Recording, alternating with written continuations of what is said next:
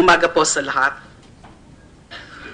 sa aking mga kasamahan sa Senado, sa ating mga kagalang-galang na mga resource speakers from various government agencies, sa non-government organizations, sa academe, non-government organizations, sa inyo pong lahat, magandang umaga po. Noong 2 ng Agosto, sa akin pong privilege speech dito sa Senado, inilahad natin ang nakakaalarmang usapin ng laganap at karumal-dumal na mga patayan sa ating bayan.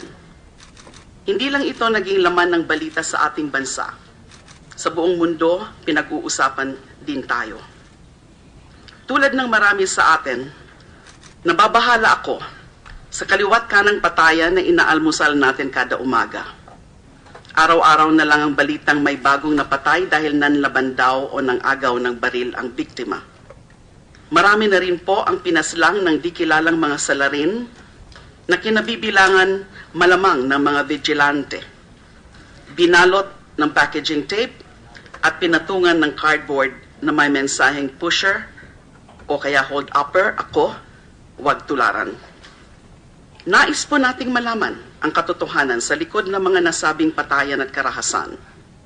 Ano nga ba ang tunay na nangyari at bakit patuloy itong nangyayari? Hindi ko sinasabing ang lahat ng nagaganap na pagpatay sa operasyon ng mga pulis ay walang legal na batayan sa paggamit ng lethal force. Masyado lang marami ngayon ang napapatay sa mga enkwentro kumpara sa mga nakaraang panahon para hindi magduda kung nasusunod ba talaga ang rules of engagement. Doon naman po sa usapin ng vigilante killings o pagpatay ng mga di kilalang salarin, hindi rin natin sinasabi na may kinalaman ng gobyerno sa pagkalat ng mga death squad. May indikasyon na hindi lahat ng mga pagpaslang ay may kaugnayan sa kampanya laban sa droga ng gobyerno. Mayroong mga nakikisakay at nakikisabay lang sa lehitimong operasyon ng kapulisan para makatakas sa batas at para pagtakpan ang kanilang partisipasyon sa kalakalan ng droga. Kailangan po nating malaman kung ang sinasabing mga vigilante killings sa buong bansa ay magkakaugnay at bunsod ng isang organisadong pagkilos ng mga individual o grupo sa labas o loob man ng gobyerno. As I have said, my concern does not only revolve around the growing tally of killings reported by the Philippine National Police. What is particularly worrisome is that the campaign against drugs seems to be an excuse for some, may I just emphasize, some law enforcers and other elements like vigilantes to commit murder with impunity. Last August 18, Police Director General Ronald De La Rosa reported to the Senate Committee on Public Order and Illegal Drugs that there are 665 drug suspects killed in police operations from July 1 to August 15. But what is even more disturbing is that in the same hearing, the PNP chief stated that there are 899 drug-related deaths committed by unknown killers during the same period. Out of this figure, only 22 cases were filed in NCR-PO. Grabe ito. Katumbas po yan ng 35 tao na patay kada araw. 35 persons being killed. Certain media outlets report different figures. The ABS-CBN Research and Investigative Group cites that there are 1,127 alleged drug offenders killed from May 10 to August 19. According to the report, 666 were killed during police operations, while 343 suspects were killed by unidentified assailants. GMA News and the Philippine Daily Inquirer, as shown on the screen, also tallied different numbers. How do we account for these differences? Why are there killings in such magnitude? What provides for the seeming continued impunity of those behind vigilantism and summary executions.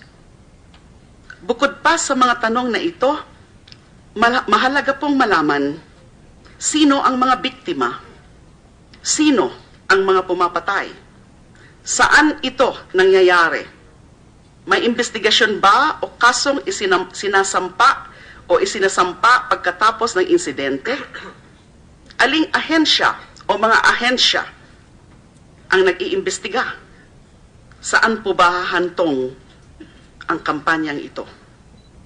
These are the questions that disturb me, both in my capacity as senator and as a Filipino. These are the same questions that the Filipino people would like to have answered. There is no indication that the statistics on killings of alleged drug suspects will go down anytime soon. How many people need to die before we act to correct this alarming situation? Buhay po ng tao ang pinag-uusapan dito, hindi lang basta numero.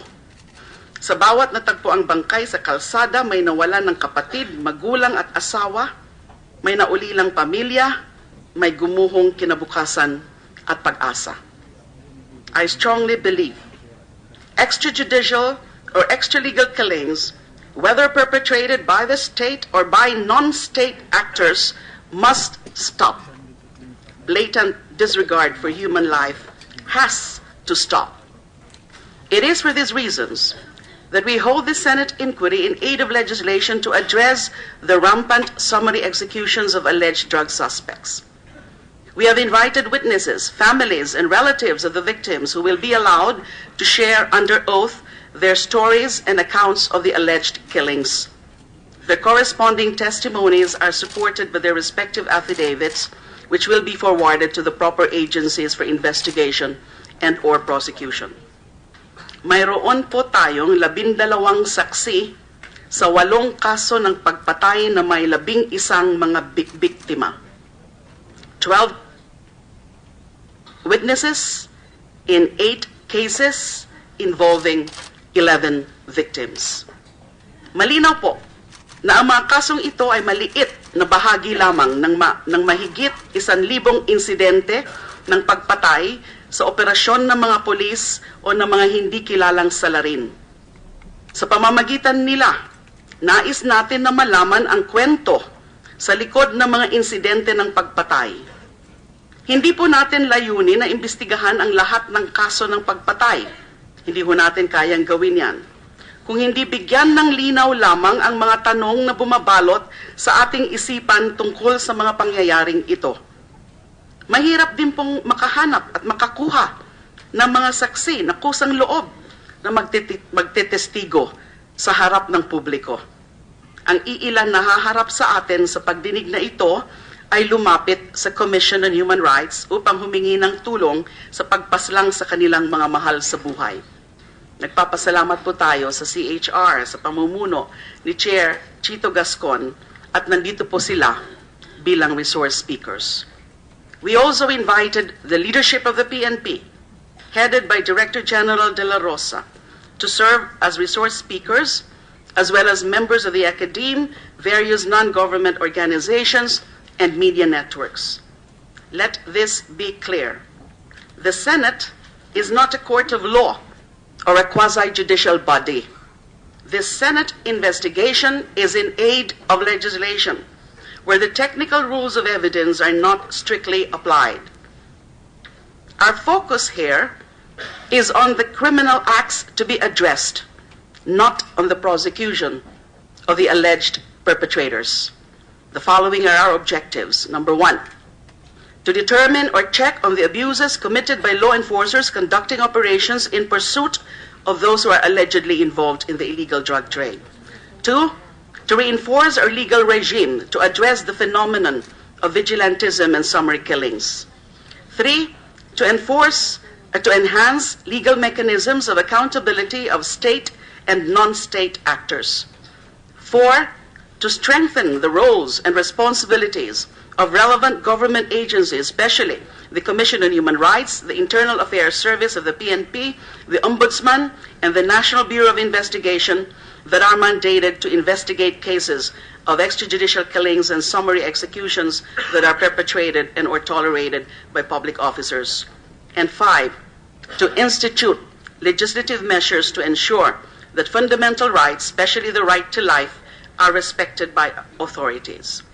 This five-fold agenda of the proposed Senate Resolution number 9 can be subsumed under a general goal of improving our system of laws in connection with the prevention and investigation of extrajudicial killings and summary executions and those that relate to the mechanisms of accountability for those involved in these abhorrent activities.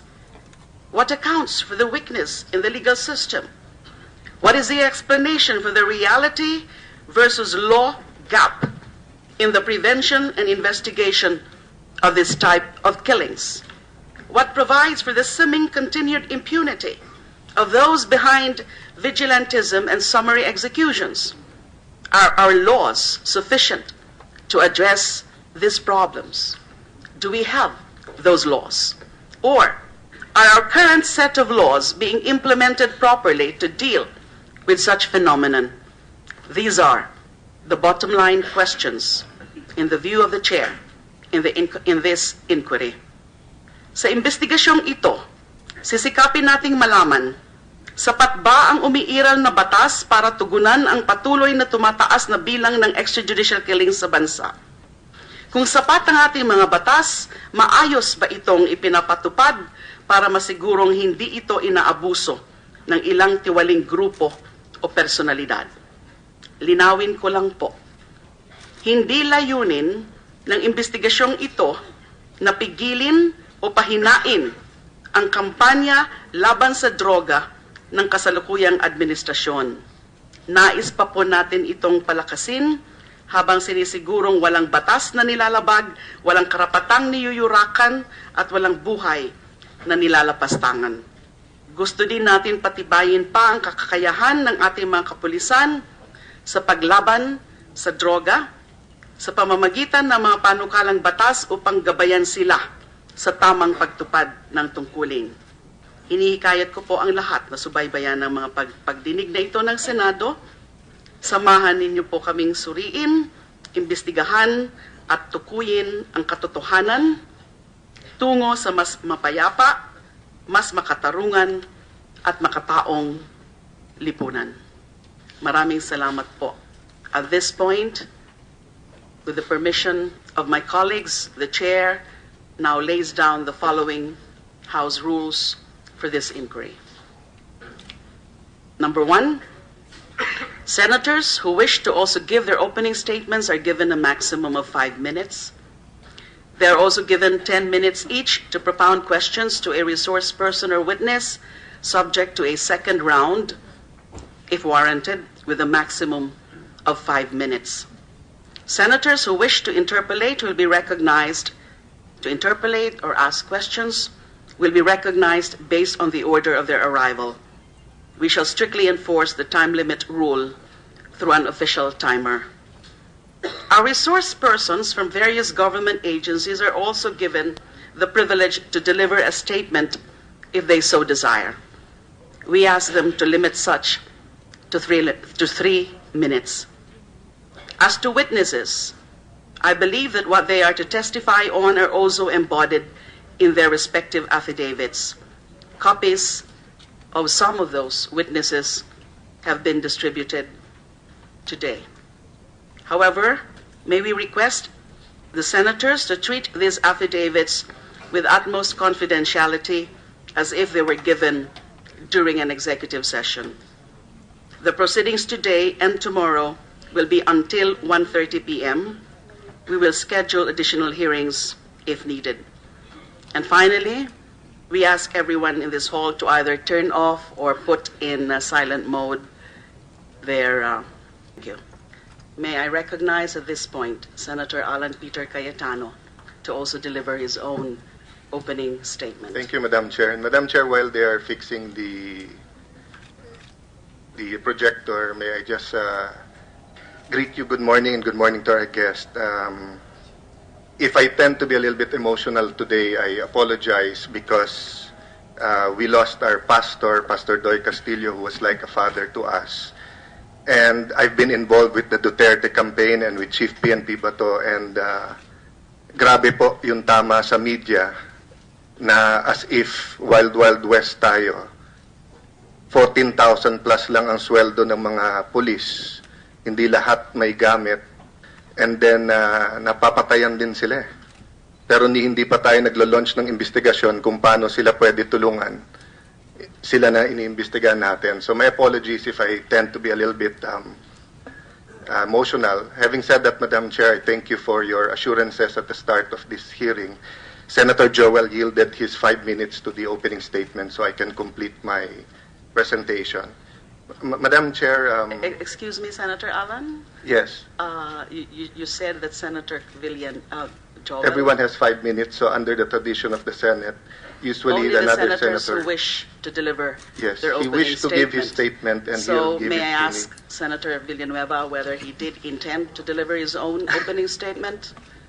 I wasn't supposed, but considering that there's a request from our good friend, we will yield the 5 minutes, Madam Chair.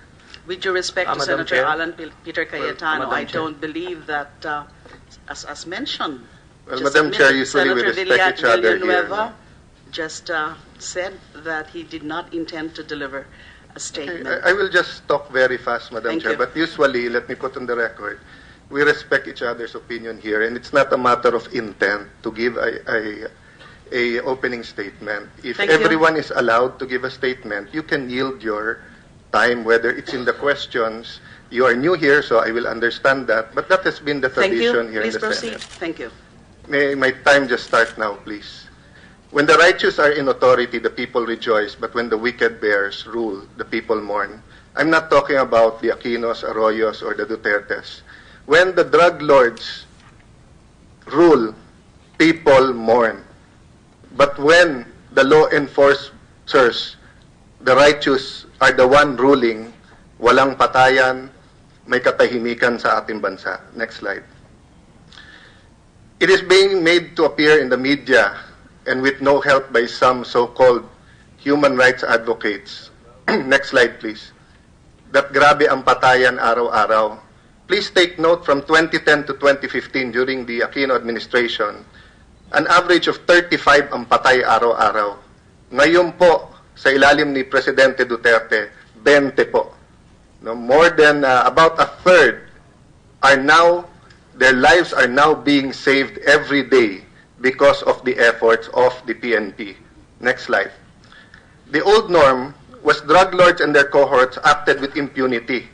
People have low trust sa PNP, fiscals, judges, high-ranking government officials are involved in the illegal trade or protectors, and people hindi nakakadama na sila secure sa kanilang bahay, sa kalye, sa kanilang trabaho.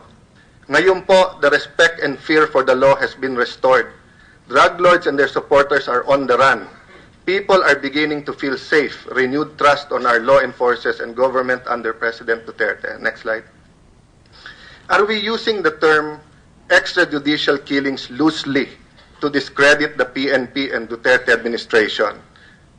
Whether it is the Commission on Human Rights or our dear chairperson, I was hoping that they would educate the people more and the media para hindi sila ma-mislead na lahat ng patay ay extrajudicial killings. Bakit po? Ito po ang sinabi ng dalawang justice. Next slide. There is a need for a clear-cut killing of what the extrajudicial killing is.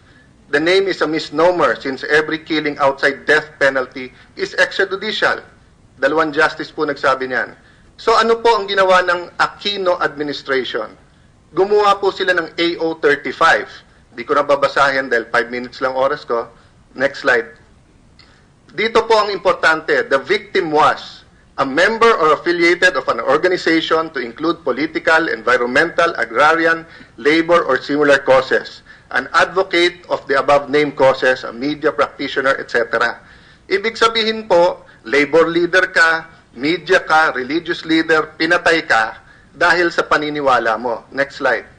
That was very clear for the purpose of the focused mandate of AO35 na ginawa ng Aquino administration.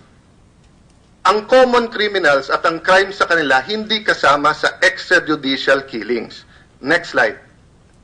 Yan po ang pirma ng dating Secretary de Lima, Department of Justice, IAC Chair. So alam po nila yan. Lahat ng nagpapa-interview sa CHR at ating mahal na chairperson, alam po nila yan. Next slide. Sa araw-araw na patayan sa Aquino administration na 35, mahigit 1,400, 394 lang ang classify nila na extrajudicial killing. Pero sa umpisa pa lang ng hearing na to, kung ano nung numero na narinig natin eh. Did they clarify which one is extrajudicial and not? Which one are common criminals? Next slide. Kaya ano ho ba sabi ng isa nilang kakampi na Human Rights Watch? Unresolved or basically failure ang kanilang watch pagdating sa pagre-resolve ng extrajudicial killings. Eh ba't hindi yun ang munang imbestigahan natin bago sa extrajudicial killings ngayon? O okay lang dati, ngayon masama. Next slide. People now beginning to feel safe in the streets and trust our law enforcers. Beginning. Hindi ko po sinasabing safe lahat. Pero nag-uumpisa na. Next slide. Kung makikita nyo po yung crime volume, ayan po, hindi ko nababasahin isa-isa because of lack of time, pero makikita nyo, crimes against property, 11,000 to 6,000 in 1 month. Bakit po? Ang mga pusher at saka user, kailangan ng pera, walang trabaho yung marami dyan, nagnanakaw. But because nagsosurrender na yung mga user, nahuhuli ang pusher, pababa ang crime volume. Next. People support the anti-war drugs. Criminals don't. Ang mga kriminal at drug pusher gumagastos ngayon sa media, sa politika, sa politiko, sa kahit ano, para i-discredit ang administrasyon na to, para nga tumuloy ang kanilang multi-billion na negosyo. I'm not saying that everyone is being used. Marami pong honest advocates for human rights, honest advocates of how to do this better. But let us not fool ourselves. Marami din sa mga drug lords ang pumupondo dito. Next slide. Hindi rin totoo na lahat ng sektor ayaw. Basilan Bishop Martin Pumawad is pinning his hopes on the new president. Next slide. This is another one na nagsasabing maganda nangyayari at kahit hindi pa nakaupo ang bagong presidente, after he won, nagsimula ng mga pulis magsipag at tumapang. Next slide. Anti-drug operations, 215% increase in anti-drug operations. I agree with the chairperson. Hindi intensyon ng committee na to pahintuin yan. Ang problema, the way to hell is full of good intentions. It is not the intention, it is the effect. Ang mga pulis nanunood lahat. At kung lalabas na sila pa kontrabida ngayon, baka yung iba umatras. Kaya hindi mo mapigilan ang ating Pangulo na maging emosyonal sa kanyang 100% support. Next slide, anti-drug arrest. Next slide. The average Aquino haul for drugs, 412 million a month. So far, the average for Duterte, 2.3 billion in 48 days. Next slide. Next slide. They say we are drawing flack from various sectors. Next slide. Tingnan niyo po to. The Philippine War sa ABS-CBN. Outrage over extrajudicial killings. Yung outrage, anong pinapalabas? Na lahat na lang napatay, extrajudicial killings, na may outrage. Pero yung news, na sa sulok-sulok ng ating bansa, masaya ang mga tao, nasaan yon? Dito sa Inquirer, the kill list ang tawag nila. During the Aquino administration, mas marami ang patay. May kill list ba kayo? Pero ngayon, sa Duterte administration, gumawa pa kayo ng sarili niyong pangalan, the kill list. Paano po hindi sasama loob ng ating mga alagad ng batas, ng NBI, PDEA, Police, na nung panahon na walang ginagawa, dun sa araw-araw na patayan, ay okay lang. Ang tawag nyo, riding in tandem, ang tawag nyo, ganit, murder, homicide. Ngayon na may ginagawa sila at mas konti ang patay, kill list ang tawag. Lastly, Madam Chair, have we ever asked the PNP what they need?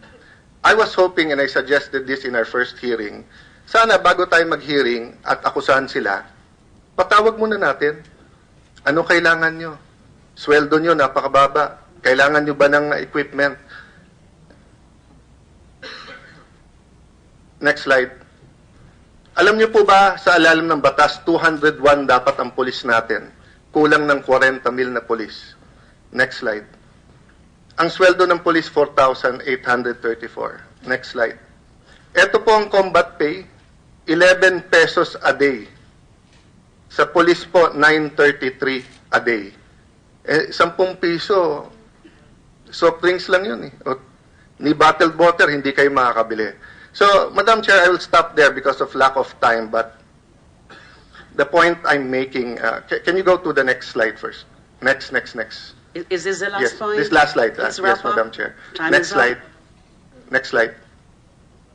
Next. Here, Madam Chair.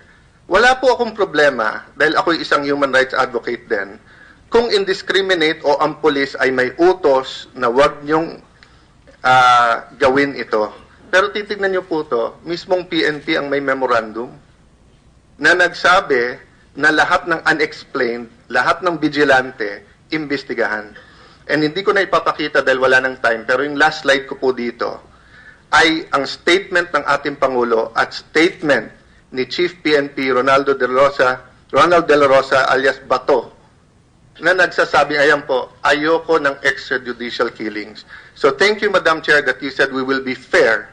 But sana sa mga interviews at mga kapatid natin sa media, maging fair din. Kasi panay ang report nyo na ayaw ng Pangulo, na gusto ng Pangulo at ng PNP ng extrajudicial. Pero yan po ang sinasabi nila, yan ang official. Thank you, Madam Chair. Thank you, Senator Cayetano. 2 punto lang po. We will ask the concerned resource speakers to educate us, to educate the public on these concepts, on these terms, extrajudicial killings, extra legal killings, summary executions, vigilante killings. So at a proper time in the course of the proceedings, questions on that point can always be asked to these resource persons. Pangalawa po, kasama din talaga po sa ating inquiry ngayon na alamin, tanungin ang pamunuan ng PNP kung ano ang mga kailangan nila para mapalakas ang laban sa droga at para maiwasan yung mga paglabag sa batas at paglabag ng karapatang pantao. So at this point, Procedural, Madam Chair. yes. Is there any Senator. other senator who wished to make an opening statement? If there is none, if I there is was none, just maybe... told, Yes. Senator Soto, Senator Rizal.